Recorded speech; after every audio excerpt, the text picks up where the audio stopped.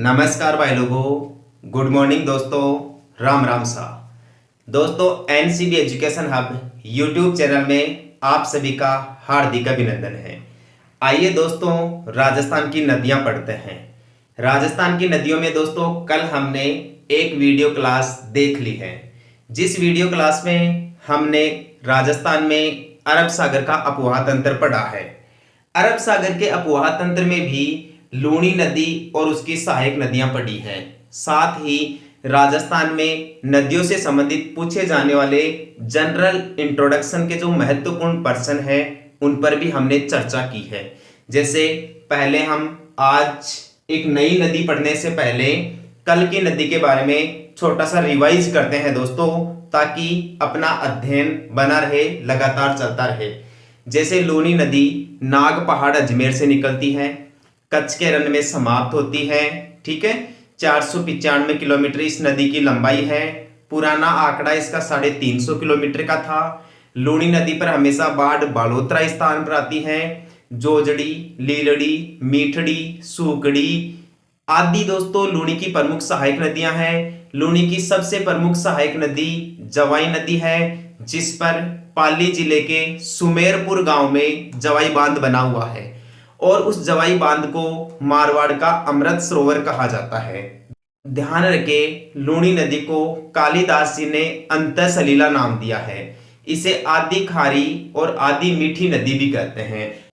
इन सभी बातों का बोध हो जाने के बाद दोस्तों आज हम अरब सागर में जाकर गिरने वाली नेक्स्ट नदी पढ़ेंगे।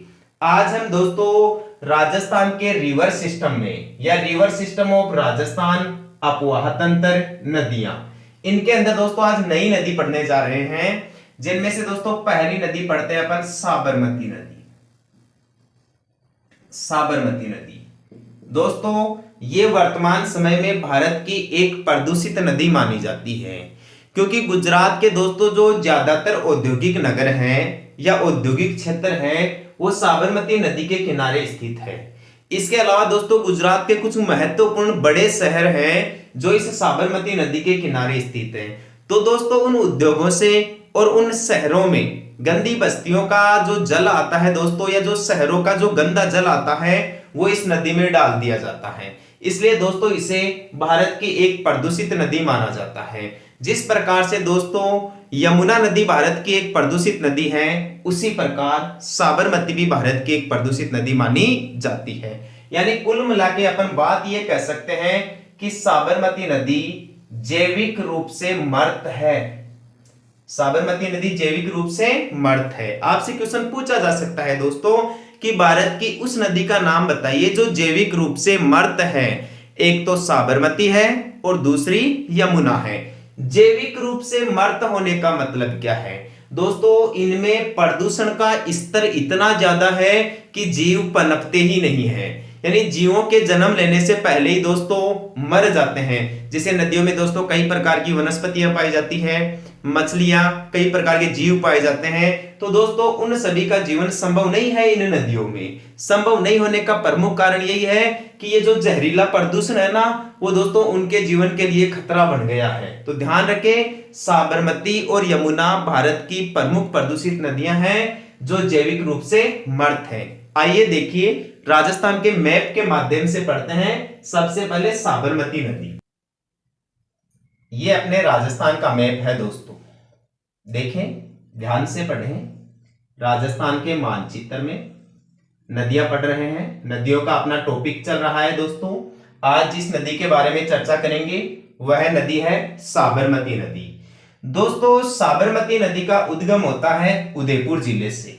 यहां उदयपुर जिले में दोस्तों एक क्षेत्र है, उसका नाम है झाडोल, यानी झाडोल की पहाड़ियां हैं राजस्थान के उदयपुर जिले में। पूछ लेगा साबरमती नदी का उद्गम कहां से होता है, यानी ये नदी निकलना प्रारंभ कहां से करती है? तो उदयपुर जिले जो राजस्थान में झीलों की नगरी के नाम से चर्चित है, उदयपुर या लेक सिटी के नाम से चर्चित है, इसी उदयपुर में दोस्तों झाडोल क्षेत्र से ये साबरमती नदी निकलती है। और दोस्तों देखो ये यहां से बहती है, उदयपुर से निकल के बाहर की ओर गुजरात की ओर चली जाएगी ये नदी।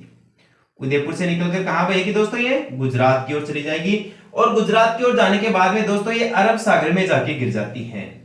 यानी अरब सागर का ही एक छोटा सा जलीय क्षेत्र है दोस्तों, जिसे खंबात की खाड़ी कहा जाता है। किस नाम से जाना जाता है भाई? इसे खंबात की खाड़ी के नाम से जाना जाता है। अतः निष्कर्ष रूप में हम ये कह सकते हैं कि साबरमती नदी का संगम या साबरमती नदी का मुहाना खंबात की खाड़ी है। आ रही है बात समझ में दोस्तों? दोबारा देखिए, साबरमती नदी का उद्गम उदयपुर में झाड़ोल क्षेत्र से होता है। यह नदी राजस्थान और गुजरात भारत के इन दो राज्यों में बहती है। गुजरात में दोस्तों यह खंबात की खाड़ी में, जो सागरीय तटवर्ती क्षेत्र है उसे खंबात की खाड़ी कहते हैं, वहां जाके दोस्तों ये सागर में मिल जाती है या अरब सागर में जाके गिर जाती है। आपसे क्वेश्चन ये पूछ ले दोस्तों, खंबात की खाड़ी क्यों लिखवाया है मैंने? क्योंकि दोस्तों एग्जामिनर आपसे क्वेश्चन पूछ लेगा कि साबरमती नदी का मुहाना बताइए। आपको वो दोस्तों 4 ऑप्शन देगा। पहला ऑप्शन दे देगा अरब सागर, दूसरा ऑप्शन दे देगा कच्छ की खाड़ी, तीसरा ऑप्शन दे देगा कच्छ का रण, चौथा ऑप्शन दे देगा खंबात की खाड़ी। तो आपका सही आंसर दोस्तों यहां ना तो अरब सागर होगा, ना कच्छ की खाड़ी होगी और ना ही कच्छ का रण होगा। एकदम राइट आंसर क्या होगा दोस्तों? खंबात की खाड़ी। अतः साबरमती नदी खंबात की खाड़ी में जाके गिरती है, इसका मुहाना खंबात की खाड़ी ही है। आगे देखिए, किसी भी नदी के बारे में दोस्तों लंबाई का जरूर ध्यान रखिए कि इस नदी की लंबाई कितनी है, कितने किलोमीटर में ये नदी बहती है। तो दोस्तों साबरमती नदी की लंबाई है 416 किलोमीटर। साबरमती नदी की लंबाई कितनी है भाई? 416 किलोमीटर। ये 416 किलोमीटर साबरमती नदी की दोस्तों टोटल लंबाई है। आपसे राजस्थान के बारे में भी पूछा जा सकता है कि साबरमती नदी की केवल राजस्थान में लंबाई बताइए, तो राजस्थान में है दोस्तों 45 किलोमीटर। राजस्थान में साबरमती नदी की लंबाई कितनी है? 45 किलोमीटर। पूरे भारत में साबरमती नदी की लंबाई कितनी है? 416 किलोमीटर। साबरमती नदी का प्रवाह क्षेत्र बताइए। प्रवाह क्षेत्र में दोस्तों ये 2 राज्यों में बहती है, एक तो राजस्थान और दूसरा गुजरात। राजस्थान में दोस्तों केवल मुख्य रूप से उदयपुर जिले में बहती है भाई। कौन से जिले में बहती है? उदयपुर जिले में। यानी साबरमती नदी का अधिकांश लाभ गुजरात राज्य को मिलता है। क्यों? क्योंकि दोस्तों लंबाई से स्पष्ट हो रहा है कि राजस्थान में तो केवल 45 किलोमीटर ही बहती है, बाकी की 416 किलोमीटर में से जो लंबाई है ना वो गुजरात राज्य में है। तो स्वाभाविक है कि इसका अधिकांश लाभ भी दोस्तों गुजरात राज्य को ही मिलता है। ठीक है, अब साबरमती नदी के बारे में और इंपॉर्टेंट क्वेश्चंस देखें। जैसे आपसे दोस्तों पूछ लें कि साबरमती नदी पर स्थित कोई महत्वपूर्ण बात बताइए, जैसे क्या साबरमती नदी के ऊपर कोई शहर स्थित है? यदि है तो आप हमें बता दीजिए। दोस्तों साबरमती नदी के किनारे स्थित है गांधीनगर। कौन सा है भाई? गांधीनगर। इसके अलावा अहमदाबाद। गांधीनगर और अहमदाबाद दोनों ही भारत के गुजरात राज्य के शहर है दोस्तों। गांधीनगर गुजरात की राजधानी है। गुजरात की राजधानी क्या है? गांधीनगर। और जो अहमदाबाद है ये दोस्तों गुजरात का प्रमुख शहर है, जो पूरे भारत में सूती वस्त्रों के लिए जाना जाता है। यानी भारत का मैनचेस्टर कहते हैं दोस्तों अहमदाबाद को, सूती वस्त्रों के उत्पादन के कारण या सूती वस्त्रों के उद्योगों के संकेंद्रण के कारण। वैसे मैनचेस्टर दोस्तों इंग्लैंड का शहर है, जहां सबसे पहले सूती वस्त्रों का उत्पादन उद्योगों में किया गया था या औद्योगिक क्रांति के स्वरूप किया गया था। तो पूरी दुनिया में मैनचेस्टर तो कौन से शहर में है? इंग्लैंड में है या इंग्लैंड देश में है। भारत का मैनचेस्टर किसे कहा जाता है? अहमदाबाद को कहा जाता है, जो गुजरात राज्य में है। एक दोस्तों गांधीनगर ये गुजरात की राजधानी है। तो गांधीनगर और अहमदाबाद गुजरात के ये दोनों शहर इसी साबरमती नदी के किनारे स्थित है। एक और बात ध्यान रखोगे दोस्तों, अहमदाबाद में इसी साबरमती नदी के किनारे साबरमती आश्रम स्थित है। साबरमती आश्रम की स्थापना महात्मा गांधी जी के द्वारा की गई थी भाई। किसके द्वारा की गई थी? महात्मा गांधी जी के द्वारा, जो साबरमती नदी के किनारे स्थित है। आप ध्यान रखना दोस्तों, ये जो अहमदाबाद आश्रम है गांधी जी का, यहीं से गांधी जी अपनी सारी राजनीतिक गतिविधियों को संचालन करते थे या बढ़ावा देते थे। इसी साबरमती आश्रम से दोस्तों इन्होंने दांडी यात्रा की भी शुरुआत की थी। यदि आपने पढ़ा है नमक सत्याग्रह आंदोलन या दांडी यात्रा, तो महात्मा गांधी जी ने दोस्तों यहीं से प्रारंभ की थी, गुजरात राज्य में अपने साबरमती आश्रम से। नेक्स्ट देखें दोस्तों, साबरमती के अलावा दूसरी प्रमुख नदी देखें, पश्चिमी बनास नदी। पश्चिमी बनास नदी। पश्चिमी बनास नदी दोस्तों यह नदी भी अरब सागर के अपवाह तंत्र की ही नदी मानी जाती है। पश्चिमी बनास नदी की यदि अपन बात करें, सबसे पहले बात करेंगे उद्गम का। लेकिन यहां दोस्तों आप ध्यान देना, बनास अलग नदी है, पश्चिमी बनास अलग नदी है। पश्चिमी बनास अरब सागर के अपवाह तंत्र की नदी है, जबकि जो केवल बनास है ना, जिसे दोस्तों वर्णासा कहते हैं या बनकी आसा कहते हैं, वो बनास दोस्तों चंबल की सहायक नदी है। यानी बनास अपना जल चंबल में डालती है, चंबल अपना जल यमुना में डालती है, यमुना अपना जल गंगा में डालती है, और गंगा अपना जल बंगाल की खाड़ी में डालती है। तो बनास नदी का जल तो दोस्तों बंगाल की खाड़ी के अपवाह तंत्र में पहुंच जाता है। तो वह नदी तो हो गई बंगाल की खाड़ी के अपवाह तंत्र की नदी। लेकिन पश्चिमी बनास नदी दोस्तों बंगाल की खाड़ी के अपवाह तंत्र की नदी नहीं है, यह दोस्तों अरब सागर के अपवाह तंत्र की नदी है। पढ़े पश्चिमी बनास नदी के बारे में। पश्चिमी बनास नदी का उद्गम दोस्तों यहां होता है, यहां दोस्तों राजस्थान का एक जिला है, उसका नाम है सिरोही। राजस्थान का एक जिला है जिसका क्या नाम है भाई, सिरोही जिला है। इस सिरोही जिले से निकलती है दोस्तों पश्चिमी बनास नदी। जिस स्थान से निकलती है उस स्थान का नाम है नया सोनवारा। जिस स्थान से निकलती है उस स्थान का क्या नाम है, नया सोनवारा। सिरोही जिले के नया सोनवारा स्थान से निकलती है दोस्तों पश्चिमी बनास नदी। और यहां से दोस्तों ये यहां इधर ही जाती है गुजरात की तरफ ही, और गुजरात की तरफ जाके दोस्तों जहां ये समाप्त हो जाती है ना जिस स्थान पे, उस जगह का नाम है दोस्तों कच्छ का रण। उस स्थान का क्या नाम है, कच्छ का रण। ध्यान रखना, राजस्थान की दो नदियां हैं जो कच्छ के रण में जाके समाप्त होती हैं, एक तो लूणी नदी और दूसरी है पश्चिमी बनास नदी। लूणी नदी कच्छ के रण में समाप्त होती है, पश्चिमी बनास नदी कच्छ के रण में समाप्त होती है। इसके अलावा साबरमती नदी खंबाती खाड़ी में समाप्त होती है, और जो माही नदी है वह भी दोस्तों खंबाती खाड़ी में समाप्त होती है। और राजस्थान में अरब सागर के अपवाह तंत्र में मुख्य रूप से हम इन चार नदियों का ही अध्ययन करते हैं। एक तो लूणी और उसकी सहायक नदियां, एक दोस्तों ये आपकी साबरमती नदी, एक ये दोस्तों पश्चिमी बनास नदी, और चौथी है दोस्तों माही नदी, जिसके बारे में हम आगे पढ़ेंगे। तो पश्चिमी बनास नदी के बारे में देखें। पश्चिमी बनास नदी का उद्गम होता है सिरोही जिले में नया सोनवाड़ा गांव से। यह नदी अपना संगम बनाती है कच्छ के रण में, यानी कच्छ के रण में जाके समाप्त हो जाती है। पूछ ले आपसे, पश्चिमी बनास नदी की लंबाई बताइए। पश्चिमी बनास नदी की लंबाई है दोस्तों 226 किलोमीटर। कितनी है भाई, 226 किलोमीटर। यदि आपसे पूछ ले पश्चिमी बनास नदी की सहायक नदियां बताइए, पश्चिमी बनास नदी की सहायक नदियां बताइए, तो दोस्तों पश्चिमी नदी की दो सहायक नदियों के बारे में आप ध्यान रखना। पश्चिमी बनास नदी की एक का तो नाम है दोस्तों कुकड़ी नदी, और दूसरे का नाम है दोस्तों सूकली नदी। एक तो कुकड़ी और दूसरी सूकली। इस सूकली को दोस्तों सीपू नदी भी कहा जाता है। सूकली को क्या कहा जाता है, सीपू नदी। यहां सूकली बहुत इंपॉर्टेंट है दोस्तों, वेरी वेरी इंपॉर्टेंट क्वेश्चन है दोस्तों ये सूकली नदी। क्यों, क्योंकि देखें आप, एक तो होता है सूकली, और एक नोट लगा के बताऊं मैं आपको, बहुत इंपॉर्टेंट नदी है, उसका नाम है सूकड़ी। सूकली और सूकड़ी थोड़ा सा अंतर है, थोड़ा सा अंतर आपको समझने की आवश्यकता है। यदि दोस्तों आपके ये डिफरेंट समझ में आ गया ना, तो इनसे संबंधित पूछा जाने वाला किसी प्रकार का क्वेश्चन कभी भी गलत नहीं होगा। ध्यान दे, सूकड़ी लूणी की प्रमुख सहायक नदी है। कल पढ़ाया नहीं था आपको मैंने, अड़ीर तो लूणी में पड़ी, अड़ीर तो क्या में पड़ी, लूणी में पड़ी। यानी जिस नदी के नाम के पीछे अड़ी अक्षर जुड़ा हुआ है ना, ऐसा मान लेना वो लूणी की सहायक नदी है। ज्यादातर यही लॉजिक लगाना है। तो सूकड़ी तो लूणी की सहायक नदी हो गई, लेकिन सूकली, सूकली, इसके पीछे ली जुड़ा हुआ है, तो इसका ध्यान रखना दोस्तों, सूकली पश्चिमी बनास की सहायक नदी है। पूछ लेगा सूकली किसकी सहायक नदी है, पश्चिमी बनास की। सूकड़ी किसकी सहायक नदी है, लूणी नदी की। तो पश्चिमी बनास नदी का उद्गम नया सोनवाड़ा से होता है। यह नदी कच्छ के रण में समाप्त हो जाती है।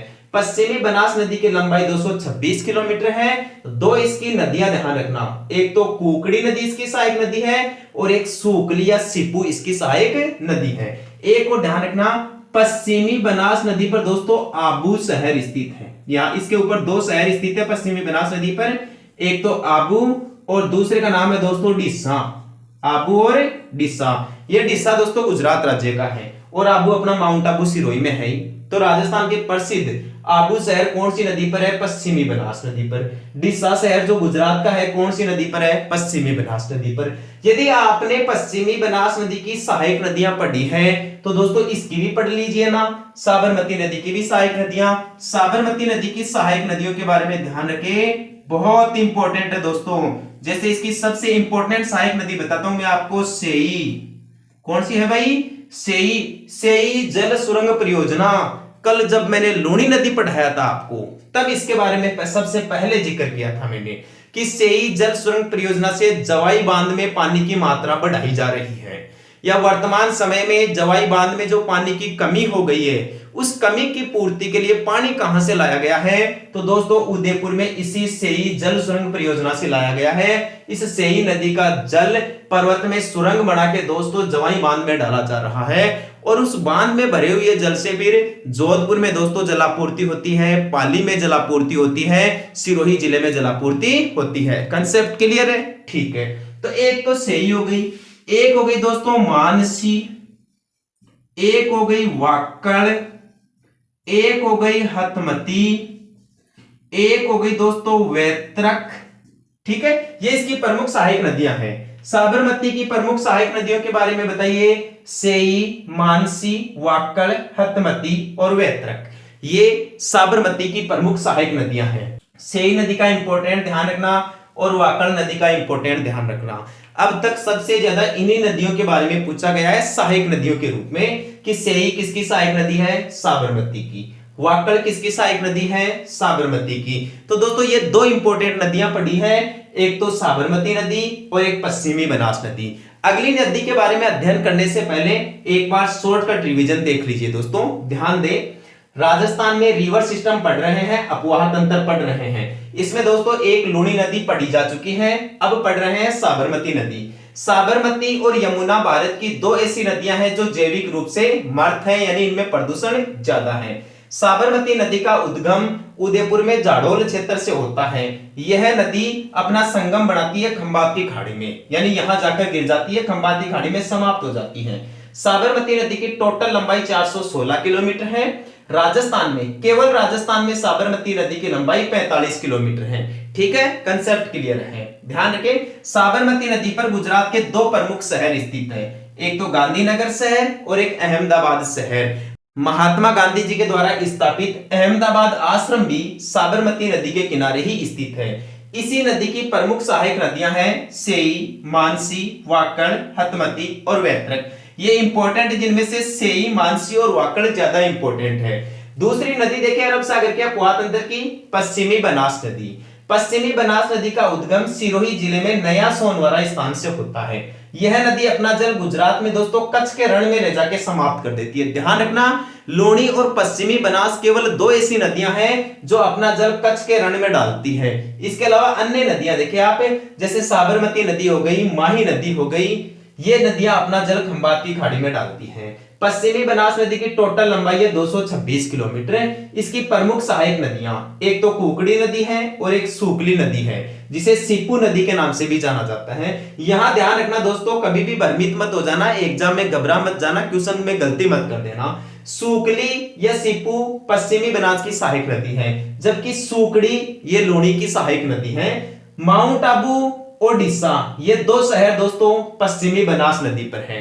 ठीक है दोस्तों, आइए अगली नदी पढ़ते हैं। अब दोस्तों हम जिस नदी के बारे में अध्ययन करेंगे उसका नाम है दोस्तों माही नदी। क्या नाम है? माही नदी, जिसे दक्षिणी राजस्थान की सवर्ण रेखा नदी कहते हैं। माही दोस्तों आरपीएससी की फेवरेट नदी है। आरपीएससी की फेवरेट नदी कैसे हुई दोस्तों? यानी राजस्थान लेवल में आरपीएससी के द्वारा टीचर की एग्जाम करवाई जाती है या और कोई वैकेंसीज करवाई जाती है, उनमें दोस्तों अपवाह तंत्र में से माही नदी के बारे में ज्यादा क्वेश्चन पूछे गए हैं आज तक। और दोस्तों आरपीएससी के अलावा भी बहुत सारी एग्जाम्स में माही नदी से क्वेश्चंस पूछे जाते हैं। अर्थात राजस्थान में प्रतियोगी परीक्षाओं की दृष्टि से माही नदी महत्वपूर्ण नदी है। आइए दोस्तों विस्तार से पढ़ते हैं। देखिए दोस्तों, माही नदी का संबंध दोस्तों अपने राजस्थान से है मुख्यतः। इसके अलावा राजस्थान के अलावा दोस्तों आपको गुजरात में भी देखने को मिलेगा। और थोड़ा सा इसका प्रवाह क्षेत्र दोस्तों मध्य प्रदेश राज्य में देखने को मिलेगा।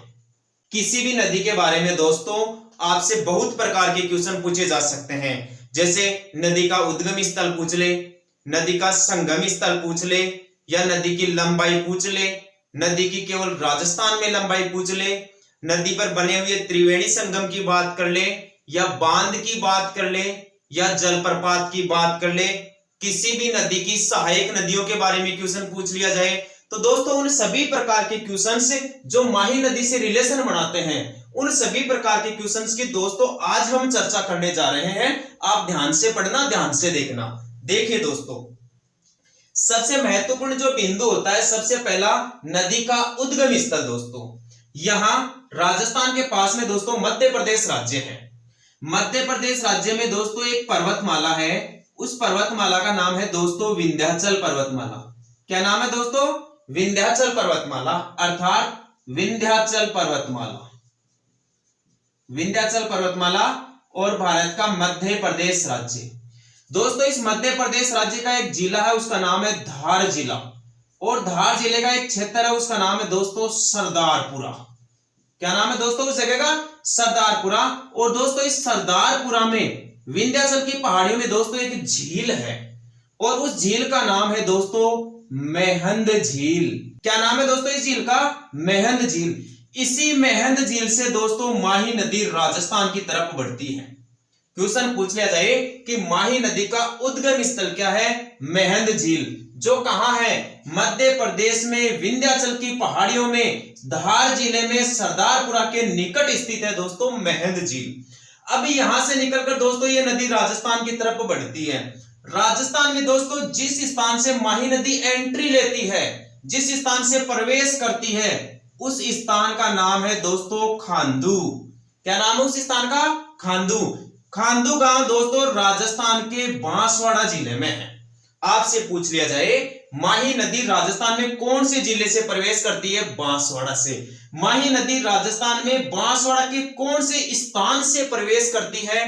खांदू गांव से प्रवेश करती है।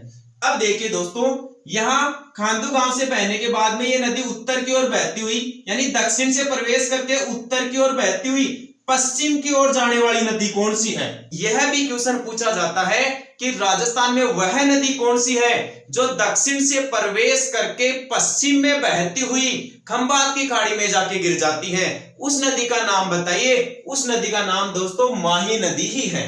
ध्यान रखोगे? ठीक है। अब यानी कि ये नदी इस प्रकार से बहती है, यानी कि ये उल्टे यू आकार में भी बह जाती है। आपसे क्वेश्चन पूछ लिया जाए कि उल्टे यू आकार में, अंग्रेजी वर्णमाला का जो यू लिखा जाता है ना दोस्तों, उल्टा यू तो हो गया ऐसा, उल्टा यू लिखेंगे अपन ऐसा।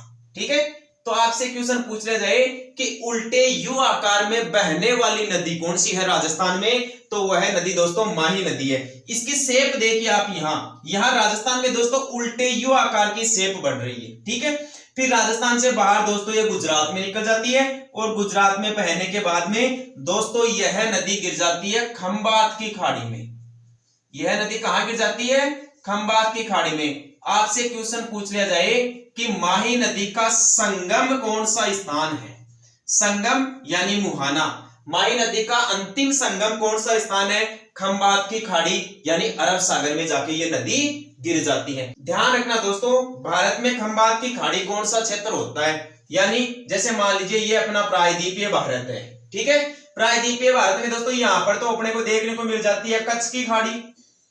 कौन सी खाड़ी देखने को मिल जाती है?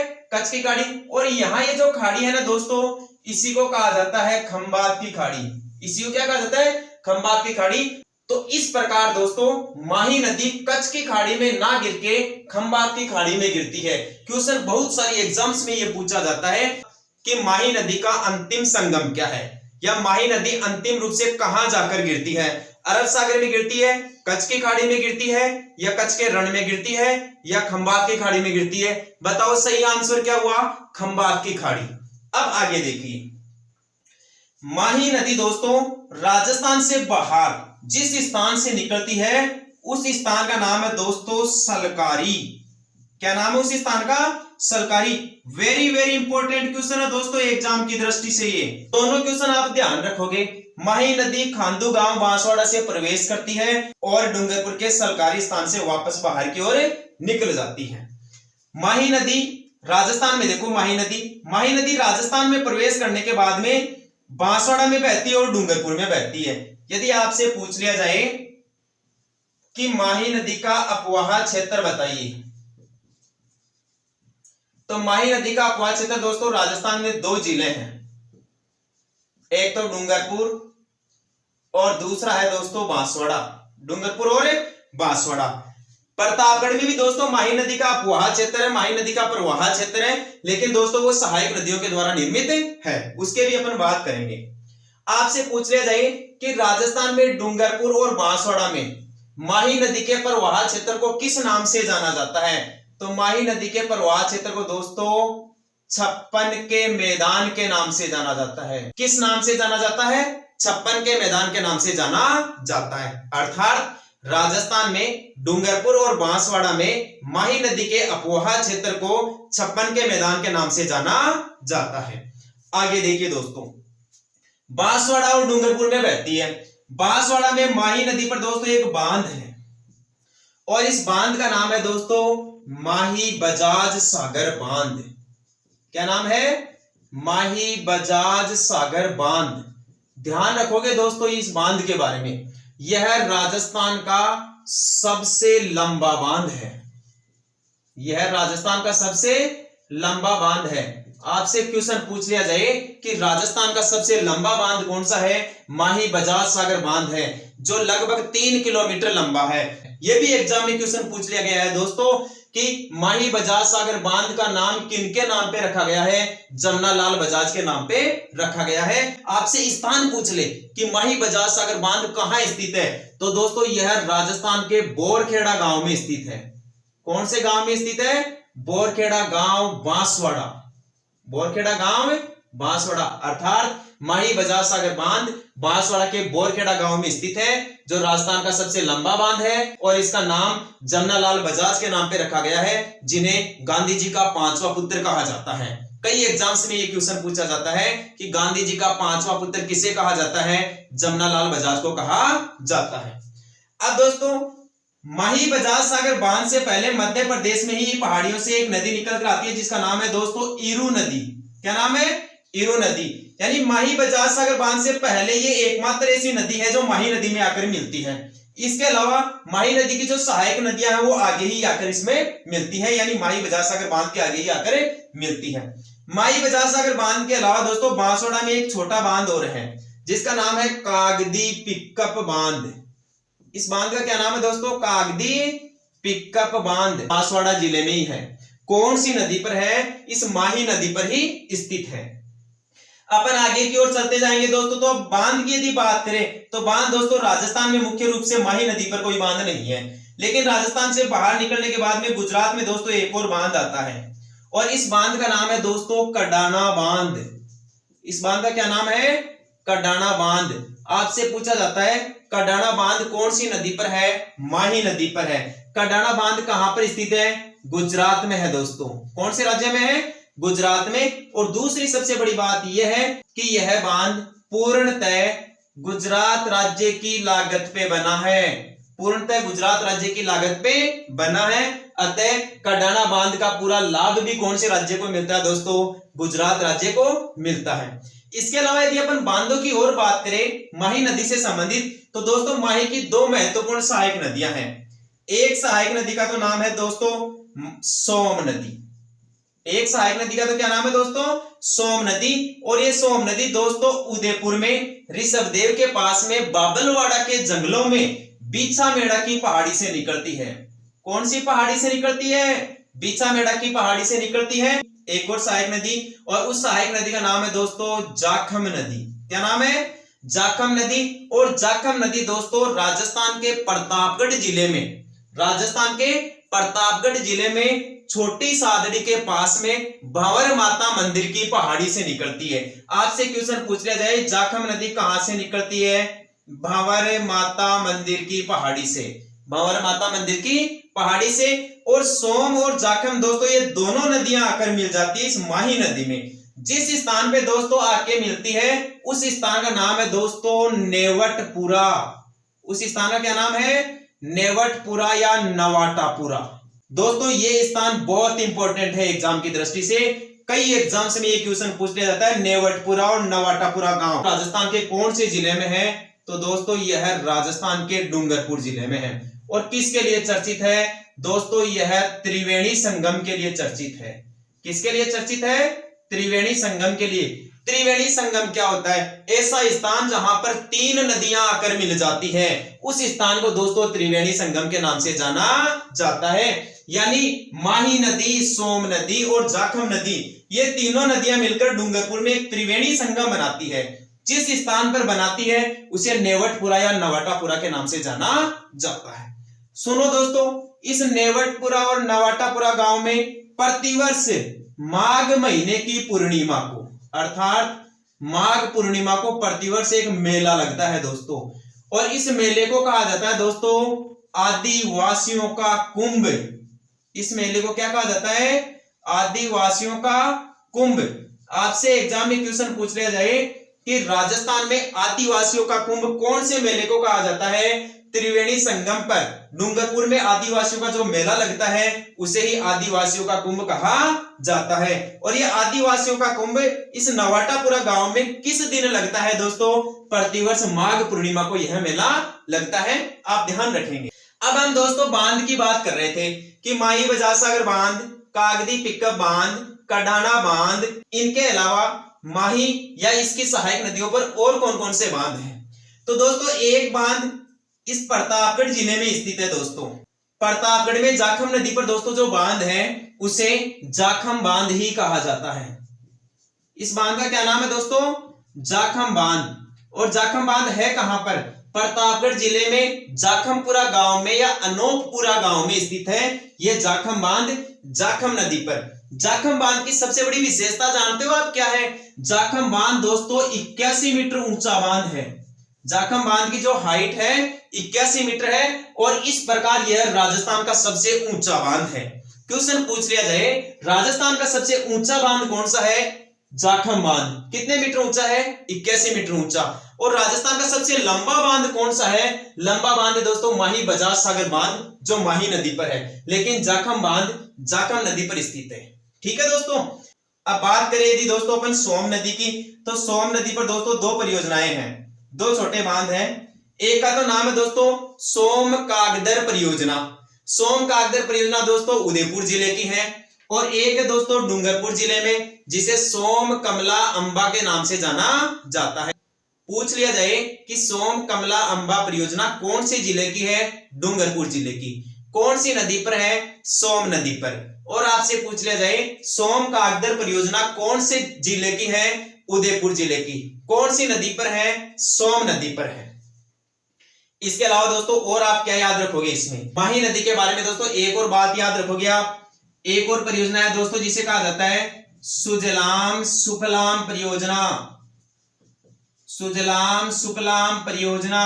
राजस्थान एसआई के एग्जाम में दोस्तों यह क्वेश्चन पूछा जा चुका है कि राजस्थान में सुजलाम सुफलाम परियोजना कौन सी नदी पर चलाई गई है? माही नदी पर चलाई गई है दोस्तों। क्वेश्चन पूछ लिया जाए कि सुजलाम सुफलाम परियोजना क्या है? माही नदी में स्वच्छता के लिए चलाया गया अभियान सुजलाम सुफलाम परियोजना के नाम से जाना जाता है। अब एक जो इंपॉर्टेंट क्वेश्चन है दोस्तों वो आपको ये ध्यान रखना है कि जो माही नदी घाटी परियोजना है वो कितने राज्यों की संयुक्त परियोजना है? तो दोस्तों माही नदी घाटी परियोजना 2 राज्यों की संयुक्त परियोजना है। उनमें से दोस्तों एक राज्य तो है अपना राजस्थान और एक राज्य है दोस्तों यहाँ पर गुजरात। तो दोस्तों राजस्थान और गुजरात को मिलने वाली हिस्सेदारी के बारे में आपसे क्वेश्चन पूछा जा सकता है। तो दोस्तों राजस्थान और गुजरात दोनों में माही नदी की हिस्सेदारी दोस्तों इस प्रकार है 45:55। बहुत इंपॉर्टेंट क्वेश्चन है कि माही नदी में राजस्थान और गुजरात की हिस्सेदारी बताओ। 45% हिस्सेदारी राजस्थान की है और 55% हिस्सेदारी दोस्तों गुजरात की है। अब यहाँ एक बात ये भी नोट करोगे आप कि माही बजाज सागर परियोजना में जितनी भी बिजली बनती है दोस्तों, जितना भी विद्युत का उत्पादन होता है वो पूरा का पूरा दोस्तों कौन से राज्य के लिए है? राजस्थान राज्य के लिए है। कौन से राज्य के लिए है? राजस्थान राज्य के लिए। एक आपसे ये क्वेश्चन पूछ लिया जाए कि माही नदी का अपवाह क्षेत्र कितने राज्यों में है? तो दोस्तों 3 राज्यों में है। ये मध्य प्रदेश से निकलती है, राजस्थान में बहती है और बाद में गुजरात में जाती है। और इनमें से भी दोस्तों आपसे क्वेश्चन ये पूछ लिया जाए कि इन तीनों राज्यों में माही नदी का सबसे ज्यादा क्षेत्र कौन से राज्य में है, तो दोस्तों आपको ध्यान रखना है गुजरात राज्य में माही नदी सबसे ज्यादा बहती है। और एक इंपॉर्टेंट क्वेश्चन तो रह गया दोस्तों, आपसे क्वेश्चन पूछ लिया जाए माही नदी की राजस्थान में लंबाई कितनी है। माही नदी की दोस्तों राजस्थान में लंबाई है 171 किलोमीटर, और माही नदी की टोटल लंबाई पूछ ले तो 576 किलोमीटर बतानी है कि माही नदी की कुल लंबाई कितनी है, 576 किलोमीटर। केवल राजस्थान में माही नदी की लंबाई बताओ 171 किलोमीटर। ध्यान रखोगे दोस्तों, माही नदी और चंबल नदी ये दोनों राजस्थान की 12मासी नदियां हैं। ये दोनों राजस्थान की कौन सी नदियां हैं, 12मासी नदियां हैं। अब एग्जाम की दृष्टि से दोस्तों माही नदी के बारे में एक और क्वेश्चन बच गया, उस क्वेश्चन का नाम है दोस्तों करक रेखा। करक रेखा से संबंधित क्वेश्चन पूछा जाएगा दोस्तों करक रेखा के बारे में माही नदी से क्या क्वेश्चन पूछा जाएगा। करक रेखा दोस्तों इस प्रकार यहाँ दक्षिणी राजस्थान से गुजरती है, यानी डूंगरपुर जिले के तो दक्षिणी हिस्से को स्पर्श करके और बांसवाड़ा जिले के बीचों बीच से गुजरती है। यदि इधर से मान लीजिए दोस्तों ये करक रेखा, तो इस करक रेखा को 2 बार काटने वाली विश्व की एकमात्र नदी कौन सी बन गई दोस्तों, माही नदी। एक बार तो दोस्तों माही नदी जब राजस्थान की तरफ प्रवेश करती है तब करक रेखा को काट देती है, और दूसरी बार तब काटती है जब वह राजस्थान से बाहर गुजरात की तरफ निकलती है। तो क्वेश्चन आपसे यह पूछा जाता है कि करक रेखा को 2 बार काटने वाली विश्व की एकमात्र नदी कौन सी है दोस्तों, माही नदी है। दोस्तों यह राजस्थान में माही नदी और माही नदी से पूछे जाने वाले महत्वपूर्ण क्वेश्चन ध्यान से समझ लीजिए। बहुत अच्छे तरीके से समझाया है दोस्तों, ठीक से समझ में आ गया होगा। ठीक है दोस्तों।